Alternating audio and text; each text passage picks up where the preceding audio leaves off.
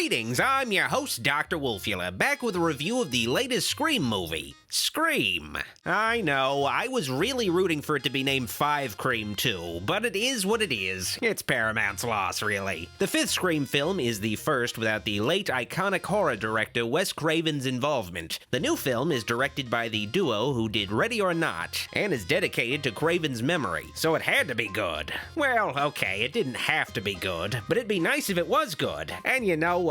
I don't think Wes Craven is going to be spitting in his grave because of this particular movie.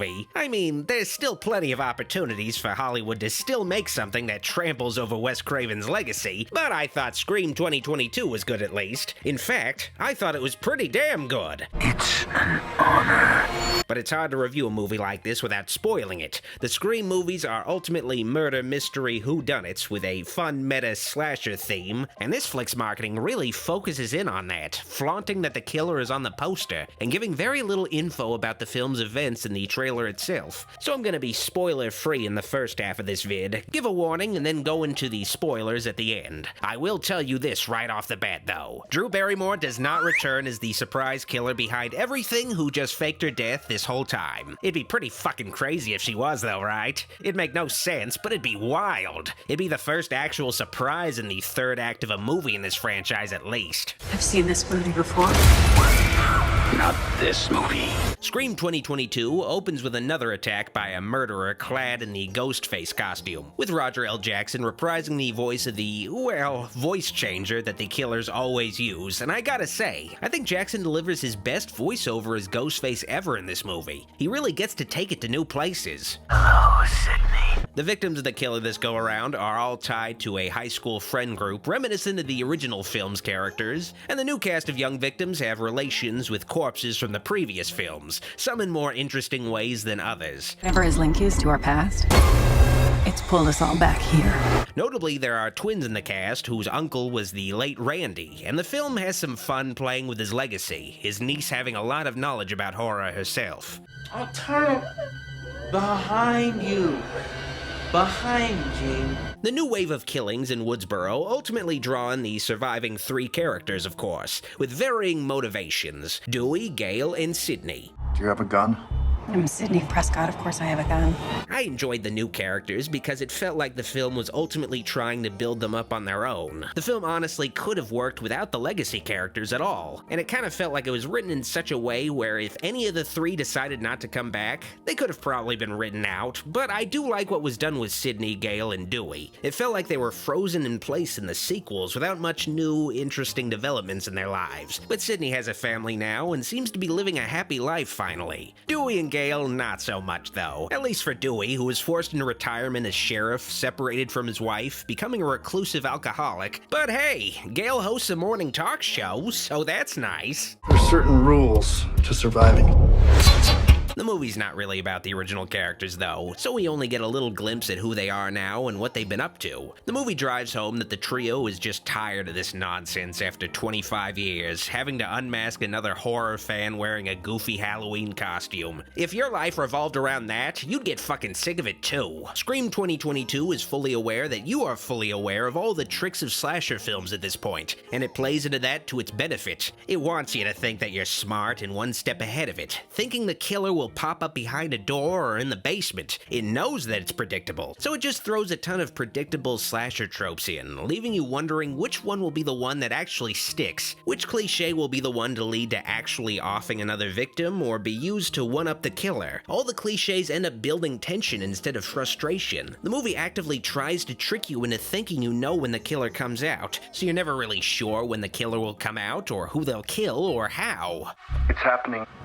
3 attacks so far. Despite the grim trailer, the new Scream is very much still silly and comedic, riffing on horror in a very meta way like always, but this film feels a lot more relevant in its commentary. The first 3 Scream movies were riffing on 60s, 70s, and 80s horror, and Scream 4 in 2011 was late riffing on the horror remakes that preceded it during the 2000s, but Scream 2022, down to its title, is riffing on the re-quel trend, where it's a continuation with a scenario reminiscent of the original film with characters both classic and new, like like Halloween 2018 or a bunch of the other movies you've been watching lately. Of course, though, Scream 4 was also kinda that, which is where the new Scream gets into trouble, but I'll get into that with the spoilers later. This one just feels different.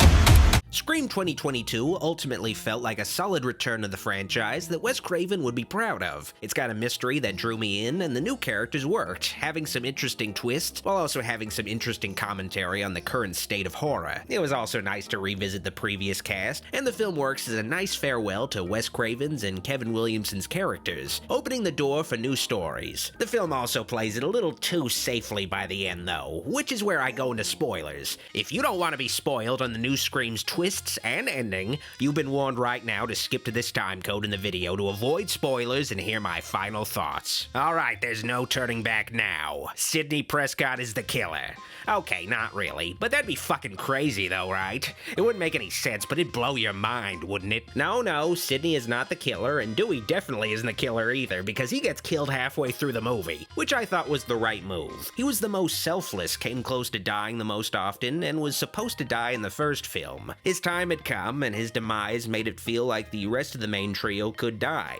It added dramatic weight and motivation going into the finale. Before talking about the finale, though, I gotta mention a big character twist I had mixed feelings on. The new final girl of the film is Sam, played by Melissa Barrera, who is the estranged sister of the movie's first victim, Tara, who narrowly survived her encounter with Ghostface in the opening. It's revealed that the reason why Sam left Woodsboro is because she discovered that she is the daughter of Billy Loomis, one of the OG Ghostfaces, who banged her mother, and this revelation destroyed Sam's family. The family twist itself is good, but it includes a strange quirk. Sam sees visions of her dead biological father Billy in mirrors, and Billy is played again by a de-aged Skeet Ulrich, either digitally or with makeup, but it looked a little uncanny to me. It's a strange choice for the Scream franchise. It almost feels like Billy's presence in the film is overtly supernatural, not actually just in Sam's mind, but as an actual ghost. A ghost of Ghostface, and Billy essentially guides his daughter throughout the film using his knowledge as the original Ghostface to help Sam survive, like he's Obi-Wan Kenobi. It is weird. It reminds me a bit of Harry Osborn seeing his dad Norman in the mirror in the Spider-Man movies.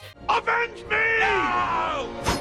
It seems like something that will be used more in the next films to set Sam apart from Sidney while still connecting to the past. I don't hate the Billy Ghost thing, I'm just not sure about it yet. It's mostly used as a red herring in the film to make you question your trust in Sam, but it's an out there choice for the Scream franchise that usually shied away from stuff like this. The killers in the new Scream are revealed in the final act at the place where it all originally ended, Stu Macher's house, where another party was held that all the characters attended stupidly. It honestly felt like the movie was almost playing into subtle hints that Matthew Lillard would return as Stu as a killer, or there'd be a killer connected to Stu in some way, but nah. The killers are revealed to be Sam's boyfriend Richie, played by Jack Quaid, and Richie's jailbait actual girlfriend Amber. The motives of Amber and Richie were that they were both hardcore horror fans that met on the subreddit of this Stab franchise, their world's version of the Scream franchise based on the Woodsboro murders, but they hated the previous Stab movie because it had too much artsy social commentary, so the two lovers figured they'd stage a new swath of killings to inspire a new, better Stab movie, pitting the killings on the daughter of Billy Loomis, Sam. The killers in this film are stupid, and their motivation is just bland, when the rest of the movie felt really fresh. The final act is just a retread of Scream 1 and 4. It's surprising that they do the same two lovers inspired by the original killers thing again when the previous movie did just that.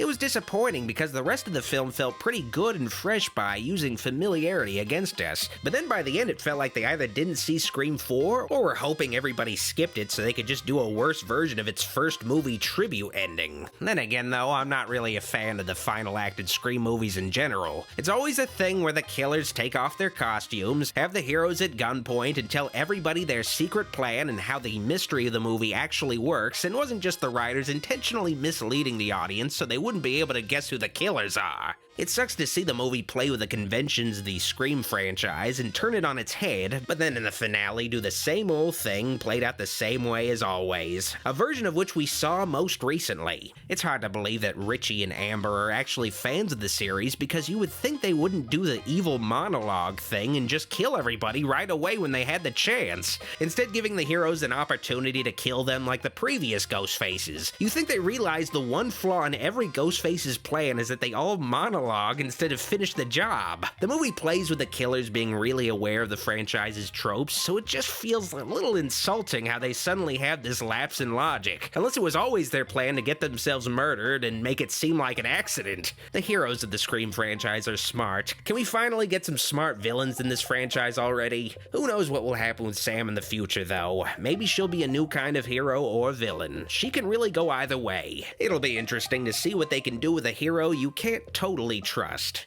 Samantha? I know who you are.